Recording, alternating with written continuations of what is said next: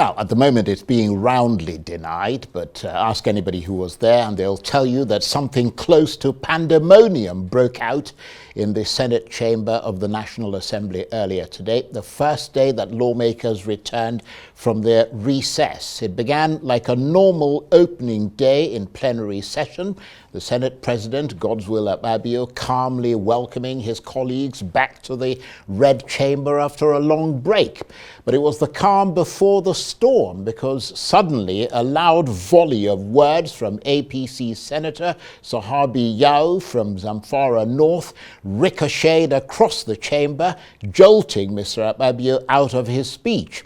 It was directed at the Senate leader, Opeyemi Bamidele, and was a furious protest against the new seating arrangement in the chamber. Well, within seconds, Senator Bamidele's own bellowing rebuttal could be heard ripping across the chamber and drawing the attention of the other senators.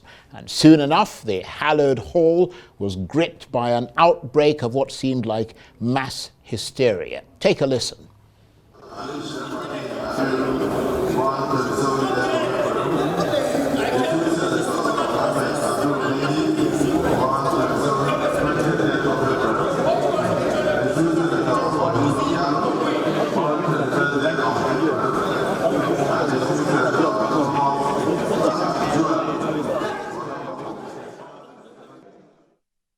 Well, I'm reliably told that the audio system at the Senate was also a bit wonky, so you couldn't hear, but you could certainly see the emotion being expressed there. Well, Arise correspondent Omo Bazuaya was at the Senate when those rowdy scenes unfolded today, and he joins me now. Thank you very much indeed for joining us. Help us understand what happened there. Well, like you said in your prologue, everything started quite normally. It was the first time the senators were returning back to work after a long break of about 40 days. And so the expectation was high. We know that they were eager to want to go into the new brand chambers. Refurbished yes, chambers. Refurbished. Right. So everything went well, started very well, and then just about when the Senate President was making some announcment about the birthdays of some senators while they were away, from where I was seated at the gallery, we saw the senator from Zamfara North, that's Sahabi Yao, who stood up, and he was speaking loudly. Right. You know, I don't want to say he was shouting, but he was really speaking up loudly, you know, indicating that he was not satisfied about certain things, and we later found out that it was about the seating arrangement, you know, in the chambers. But unfortunately, from where we were seated, even while the Senate President was speaking and was making his later gave his welcome address, we couldn't really hear what he was saying. You know, and that was because of the audio problems. Audio right. system. So basically the refurbishment is really not complete, is it? If you can't hear them, then they haven't quite fixed the audio system. No. Well, the refurbishment is complete.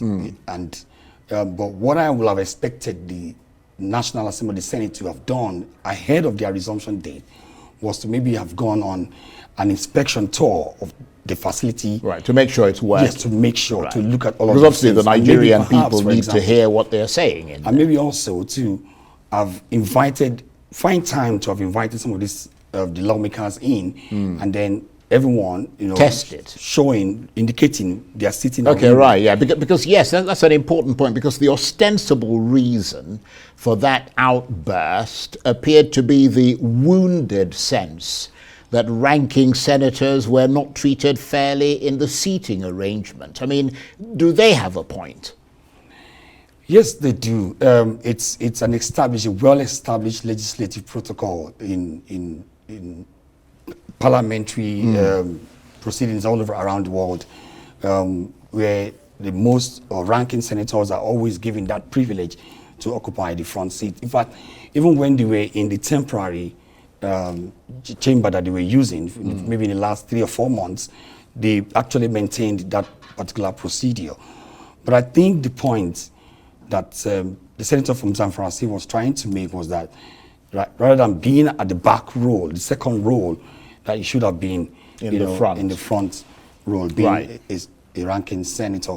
But as it is, just before, by the time we left, or some of us were already leaving, statements were already out from the spokesperson of the Senate, Yemi Adaramodu, saying that there wasn't any form of disagreement whatsoever. He's trying to douse things. Whatsoever. Maybe that was what. But shortly after the scene that we saw, the Senate went into a closed door.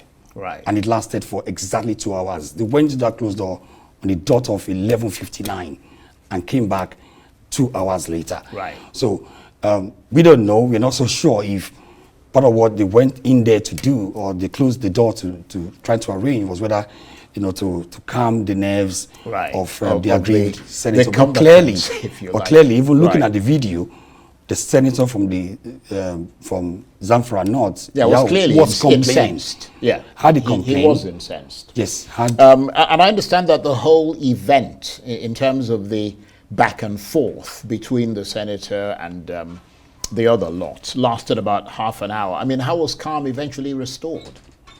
No, I don't think it lasted that long. It was it didn't take that long, but it was enough, however, to have in a way disrupted the activities in the Senate. At least it drew the attention of the Senate president, who then called the Senate leader and some other senators, as well as the senator from Zamfara, Yao, to and speak with them, and then we saw calm nerves. Yes. So how unusual is it for Nigerian senators to behave in this rather dramatic way, especially on their first day back from recess? I mean, were you surprised or shocked by it, or you've seen it all before? Well, that shortly before they went on this recess, there was something similar to what just happened. Talking about the suspension of the senator from Bauchi Central, Senator Ningi, Abdul Ningi. So it's not the first time we are seeing this kind of rancorous, atmosphere within the Senate. But then I'm surprised that a little bit about what happened today, because the senator in concern is a fine gentleman.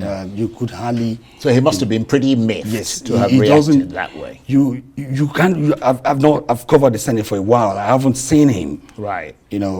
Standing up and raising his voice in the manner that he did today, indicating that something was amiss and he wanted that thing corrected. Right. Okay. Omo Bazuaya, I want to thank you very much indeed, and we appreciate the work you're doing. Thank you so Thank you very much indeed for coming in and updating us. Omo Bazuaya is a RISE correspondent who covers the National Assembly.